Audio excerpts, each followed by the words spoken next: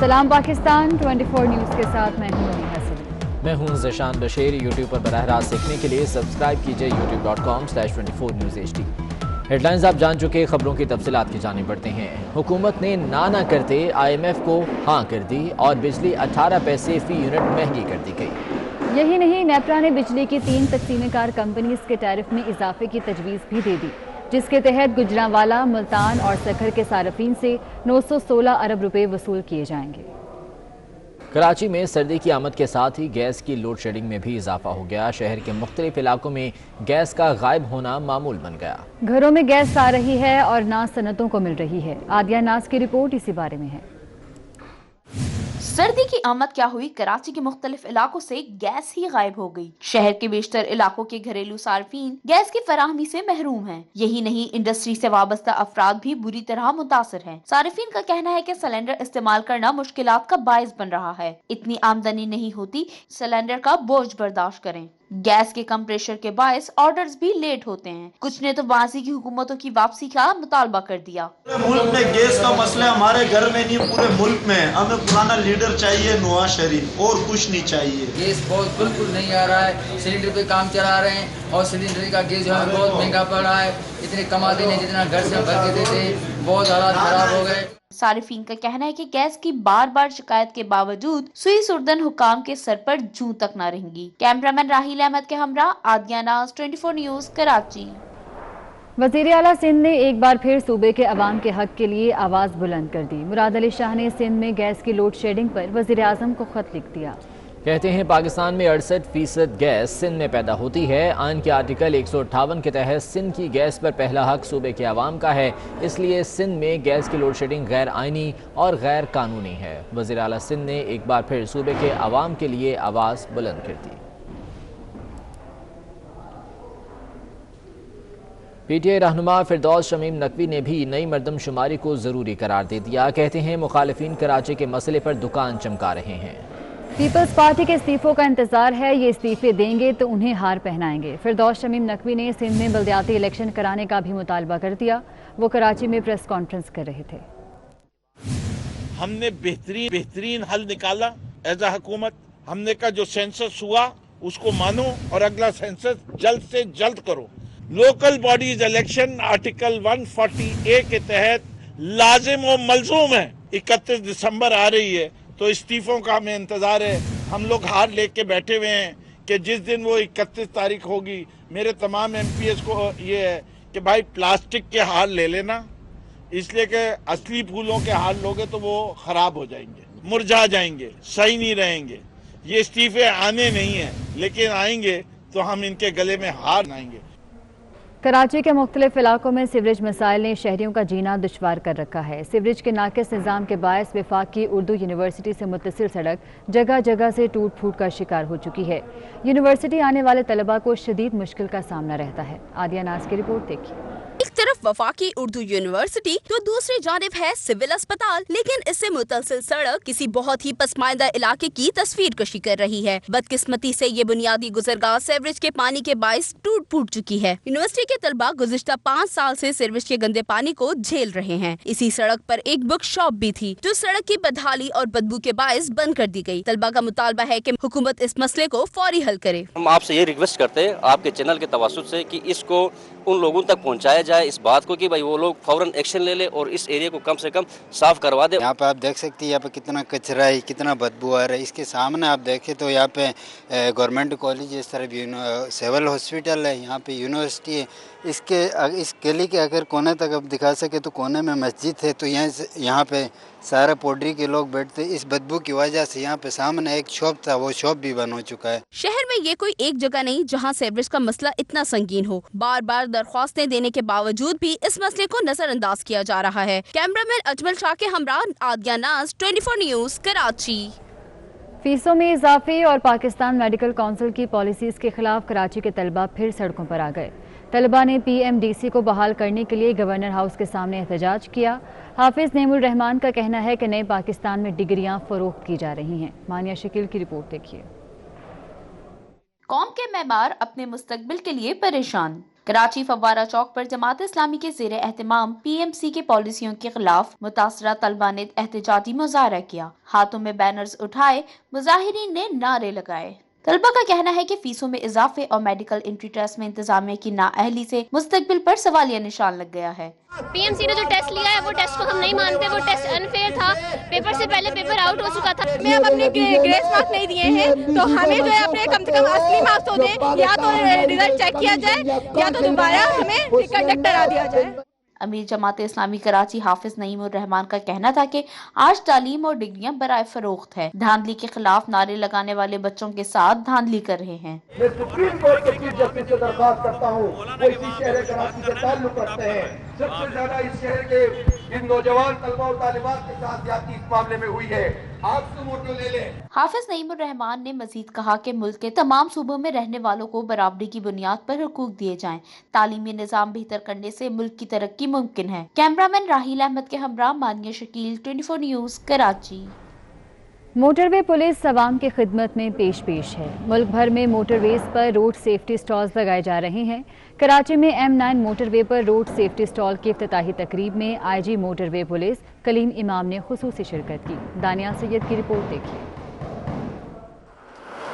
Motorway police की जानिब से मुल्क भर में मोटरवेज पर रोड सेफ्टी स्टॉल लगाए जा रहे हैं। कराची में M9 मोटरवे भी रोड सेफ्टी स्टॉल लगाया गया, जिसकी इफ्तिताही तकरीब में IG motorway police Syed Kaleem Imam ने शिरकत की। सैयद कलीम इमाम ने इस मौके पर कहा कि पाकिस्तान में ट्रैफिक हादसात के 22 हर साल तकरीबन 12,000 अफराद जान से हाथ धो बैठते हैं। जिस शख्स ने आपको डिसिप्लिन करना है वो ड्राइवर है।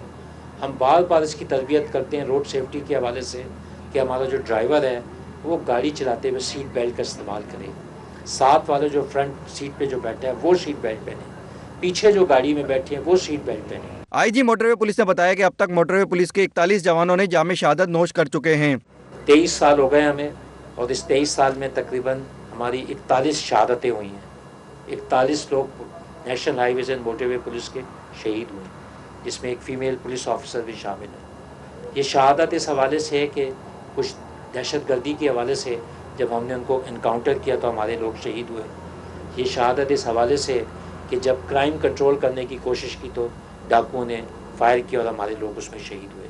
IG मोटरवे कलीम इमाम का कहना था कि नई सड़कों की तामीर के बाद इस्लामाबाद और पेशावर से कराची का सफर 14 घंटे का हो जाएगा। आने वाले दिनों में मजीद 4000 किलोमीटर की 19 सड़कों पर भी मोटरवे पुलिस खिदमत अंजाम देगी। कैमरामैन आकिब अली के साथ दानियाल सैयद, 24 न्यूज़, कराची। दीगर खबरें शामिल करें। एक दिन के बाद लाहौर और गिरदोनवाह में दोबारा धुंध छा गई है। धुंध की वजह से लाहौर से सियालकोट, लाहौर से रजाना तक मोटरवे को बंद कर दिया गया है। शेखुपुरा से पिंडी भटियां तक भी मोटरवे बंद है, जबकि कसूर, पाकपतन और दीगर शहरों में भी धुंध गहरी है। इसी बारे में मजीद तफसीलात जान लेते हैं। फ़खर इमाम हमारे साथ मौजूद हैं। फ़खर, बताएगा धुंध की क्या सूरत हाल है इस वक्त?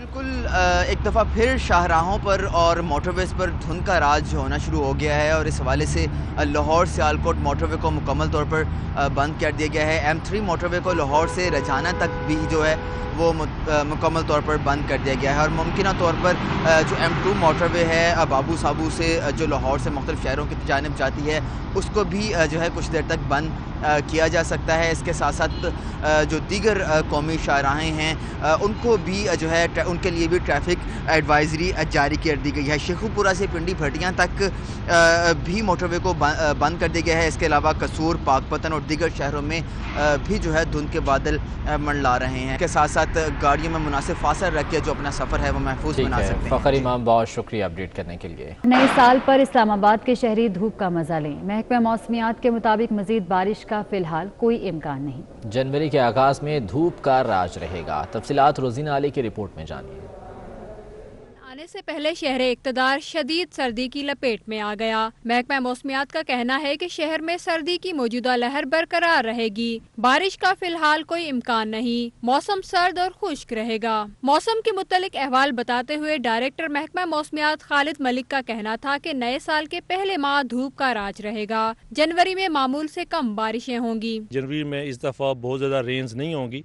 टेम्परेचर ड्रॉप होगा और जैसे स्टार्ट में ही टेम्परेचर जो है वो नॉर्मल से कम होगा, इसी तरह वो आगे बढ़ता रहेगा और उसमें of and on cold waves भी आती रहेंगी। डायरेक्टर महकमा मौसमियात का ये भी कहना था कि 3 से 4 जनवरी को लाहौर, गुजरांवाला, सियालकोट में हल्की बारिश की तवक्का है। 6 और 7 जनवरी को शुमाली इलाका जात में बारिश का इम्कान है। फिलहाल हमें 6-7 को नॉर्दर्न एरिया पे कुछ थोड़ा सा लग रहा है, प्लस उसके अलावा फिर आगे off and on second week या थर्ड वीक में वेदर स्पेल हैं। महकमा मौसमियात के मुताबिक दर्जा हरारत में नुमाया कमी होगी, जिससे मुल्क के मुख्तलिफ इलाकों में सर्दी की शिद्दत बढ़ेगी। मैदानी इलाकों में धुंध की शिद्दत में इजाफा होगा। कैमरामैन इस्माइल मुगल के साथ रोजीना अली, 24 न्यूज़, इस्लामाबाद। कराची में शहरियों ने सर्द मौसम का मजा दोबाला करने के लिए रेस्टोरेंट्स का रुख कर लिया।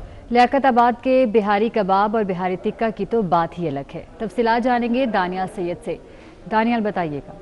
तो शहर में बारबेक्यू के कई वैरायटीज हैं, लोग शौक से भी खाते हैं, लेकिन लियाकताबाद की बिहारी कबाब और बिहारी टिक्के की बात ही अलग है। सर्द मौसम में मजेदार, मसालेदार और कीमत भी मुनासिब, शहरी फैमिली और दोस्तों के संग खुली फिजा में बिहारी बोटी से लुत्फ अंदोज होते हैं। बहुत मजा आ रहा है, एंजॉय कर रहे हैं, ठंड में बच्चों को बारबेक्यू खिला रहे हैं और ये मेरा बेटा तो बहुत ही खुश होता है यहाँ के बारबेक्यू मलाई बोटी खाने में। खाने में इनकी जो स्पेशल वैरायटी है बिहारी बोटी, मलाई टिक्का, मलाई बोटी जो भी है इंशाल्लाह वो सब मंगाइए और वो इंशाल्लाह सब ज्वाइन करेंगे। लियाकताबाद डाकखाने के करीब गुज़श्ता 50 साल से बिहारी कबाब बेचने वाले कहते हैं वालिद साहब की खास रेसिपी का कमाल है। फैमिलीज आई हुई हैं, पूरी दोस्त अहबाब आए हुए हैं सब साथ में, और ठंड को एंजॉय करते हुए गर्मा गर्म बारबेक्यू का मजा ले रहे हैं ये लोग। वैसे तो शहर कायद के बासियों के पास बारबेक्यू से लुत्फ अंदोज होने के कई ऑप्शंस हैं, लेकिन बिहारी बोटी का असल जायका चखना हो तो यहाँ का रुख जरूर करें। ठंडी ठंडी हवाएं और साथ में हो बारबेक्यू और साथ में हो फैमिली के साथ गपशप, तो मजा दुबाला हो जाता है। कैमरामैन इमरान यामीन के साथ Syed Daniyal, 24 news, Karachi. Peoples Party की बड़ी बैठक आज होगी, जिसमें बड़े फैसले मुतवक्की हैं। पीपल्स पार्टी की सेंट्रल एग्जीक्यूटिव कमेटी का इजलास आज बिलावल हाउस कराची में होगा। इजलास की सदारत chairman Peoples Party Bilawal Bhutto Zardari करेंगे। लॉन्ग मार्च, सेनेट इंतखाबात और इस्तीफों से मुतल्लिक अरकान से राय भी ली जाएगी। इक़्तिदार अनवर से मज़ीद तफसीलात जान लेते हैं। इक़्तिदार अनवर, अपडेट कीजिएगा। बहुत शुक्रिया आपका। पाकिस्तान पीपल्स पार्टी की सेंट्रल एग्जीक्यूटिव कमेटी का इजलास आज बिलावल हाउस कराची में दोपहर 2 बजे तलब किया गया है।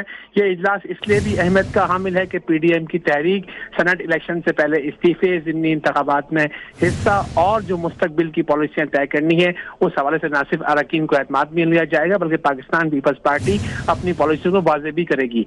इस बैठक के अंदर सेनेट इलेक्शन के अंदर जो हिस्सा लेने के हवाले से मुख्तलिफ जमातों के तहफ़्फ़ुज़ात हैं उन्हें भी ज़ेर बहस आएगा, जिसके बाद शाम 6 बजे बिलावल भुट्टो जरदारी जो है वो मीडिया को ब्रीफिंग भी देंगे। ठीक है इक़्तिदार अनवर, आप हमारे साथ ही मौजूद रहिए। गढ़े खुदा बख्श भुट्टो के जलसे में फाल किरदार ना अदा करने पर पीपल्स पार्टी की क़यादत रहनुमाओं पर बरहम हो गई। अरकान असम्बली के जलसे में शिरकत ना करने पर अक़लियती विंग और ज़िलई ओहदेदारों को जिम्मेदार करार दे दिया गया। इक़्तिदार अनवर, इस हवाले से भी बताइएगा।